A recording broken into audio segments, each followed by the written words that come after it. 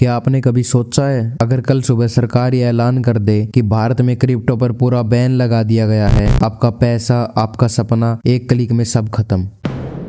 सोचिए आपने मेहनत से जो बनाया वो कुछ सेकंड में मिट जाए। और अब ये बात सिर्फ कल्पना नहीं बल्कि हकीकत के करीब है। 2025 में भारत ने ऐसे कदम उठाए हैं जिन्होंने क्रिप्टो की पूरी दुनिया को बदल कर रख दिया है। कुछ लोगों के लिए एक नया मौका है तो कुछ के लिए आखिरी चेतावनी। लेकिन असली सवाल यही है, क्या आप इस बदलाव के लिए तैयार हैं या आने वाला नियम आपकी मेहनत पर ताला लगाएगा। नमस्कार दोस्तों, मैं हूं एनडी वर्मा और आप देख रहे हैं मनी हसल। और आज की वीडियो में हम खुलकर बात करेंगे क्या भारत में क्रिप्टो का भविष्य सुरक्षित है। यह वीडियो सिर्फ जानकारी नहीं बल्कि आपकी आर्थिक सुरक्षा का नक्शा है। तो अगर आप अपने पैसों और सपनों की परवाह करते हैं तो इस वीडियो को अंत तक जरूर देखना, क्योंकि आगे जो आप सुनने जा रहे हैं वह हर निवेशक की आंखें खोल देगा। कुछ साल पहले जब बिटकॉइन पहली बार आया था तब किसी ने नहीं सोचा था कि यह डिजिटल मुद्रा दुनिया की सरकारों के लिए इतना बड़ा सिरदर्द बन जाएगी। लोगों ने इसे आजादी का प्रतीक कहा, एक ऐसी करेंसी जिसे कोई बैंक या सरकार नियंत्रित नहीं कर सकती। ब्लॉकचेन तकनीक पर आधारित यह सिस्टम पारदर्शी था, जहां सब कुछ रिकॉर्ड होता था। धीरे धीरे जैसे जैसे इसकी लोकप्रियता बढ़ने लगी वैसे वैसे इसमें अराजकता भी आने लगी। नकली टोकन, धोखाधड़ी, झूठे वादे और लालच ने इसे बहुत ज्यादा स्कैम कर दिया। हजारों लोग अपनी मेहनत की कमाई गंवा बैठे और सरकारों को यह धीरे धीरे समझ में आने लगा कि अगर इस पर जल्दी ही नियंत्रण नहीं किया गया तो यह भविष्य नहीं बल्कि भविष्य के लिए संकट बन जाएगा। भारत में भी यही हुआ। 2017 से 2021 के बीच देश में क्रिप्टो का बूम आया। लाखों लोगों ने इसमें पैसा लगाया, उसने खूब मुनाफा कमाया, लेकिन बहुत लोगों ने इसमें पैसा गंवा दिया। कोई नियम नहीं थे, कोई कानून नहीं था, सब कुछ अंधेरे में चल रहा था। तब सरकार के सामने सवाल आया, इसे रोका जाए या फिर इसे संभाला जाए। फिर आया 2022 का साल, जब सरकार ने पहला बड़ा कदम उठाया। सरकार ने कहा कि क्रिप्टो पर पूरी तरह रोक नहीं लगाएंगे, लेकिन अब यह कानून के दायरे में आएगा। हर मुनाफे पर 30% का टैक्स लगा दिया गया और हर लेन देन पर 1% का TDS लगा दिया गया। यानी कि अगर आप 10,000 रुपए की क्रिप्टो करेंसी किसी को ट्रांसफर करते हैं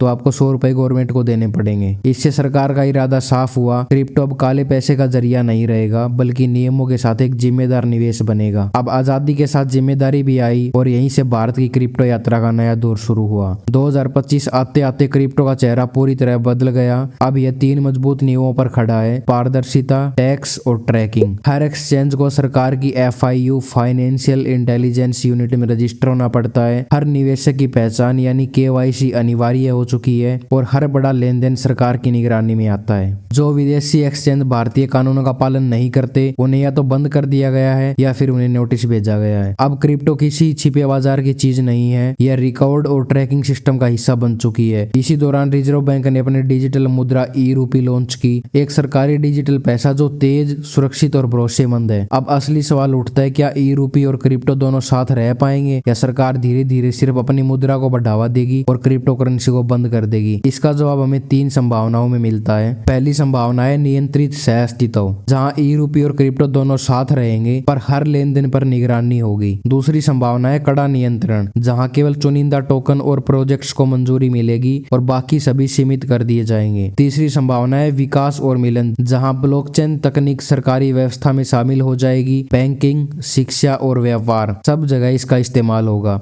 मौजूदा हालात देखें तो भारत पहले और तीसरे रास्ते को अपना रहा है, यानी क्रिप्टो को खत्म नहीं किया जाएगा बल्कि उसी नियमों के साथ आगे बढ़ाया जाएगा। अब अगर आप निवेशक हैं तो 2025 के भारत में आपको कुछ बातें जरूर याद रखनी चाहिए। पहला, केवल उन्हीं एक्सचेंजों पर ट्रेड करें जो भारत में रजिस्टर्ड हैं और सरकारी नियमों के तहत काम करते हैं। दूसरा, हर लेन देन का रिकॉर्ड रखें क्योंकि टैक्स ऑडिट में वही आपकी सुरक्षा है। तीसरा, जोखिम सीमित रखें, अपनी कुल बचत का केवल 10% ही क्रिप्टो में लगाएं। क्रिप्टो अब रातों रात अमीर बनने का जरिया नहीं बल्कि एक रिस्की निवेश है, जो समझदारी से चलेगा वही टिकेगा। अब हम बात करते हैं सरकार और इनोवेशन के रिश्ते की। बहुत से लोग कहते हैं कि सरकार क्रिप्टो को दबा रही है, लेकिन सच्चाई है कि सरकार उसे दिशा देना चाहती है। उसका मकसद है धोखाधड़ी से लोगों को रोकना, टैक्स की पारदर्शिता लाना और आम लोगों की सुरक्षा करना। रिजर्व बैंक का ई-रूपी स्थिरता के लिए है, जबकि क्रिप्टो आजादी और इनोवेशन के लिए है। भारत दोनों को साथ लेकर चलना चाहता है, सुरक्षा भी और प्रगति भी। अब कुछ गलतफहमियां है लोगों को, जैसे भारत क्रिप्टो पर बैन लगा देगा। सच यह है कि सरकार बैन नहीं, क्रिप्टो को नियंत्रण करना चाहती है। कुछ कहते हैं टैक्स का मतलब क्रिप्टो खत्म हो जाएगा। असल में टैक्स लगाना इसका वैध होना साबित करता है। और जो सोचते हैं ई रूपी आने से क्रिप्टो खत्म हो जाएगा, उन्हें समझना चाहिए कि दोनों का उद्देश्य अलग अलग है।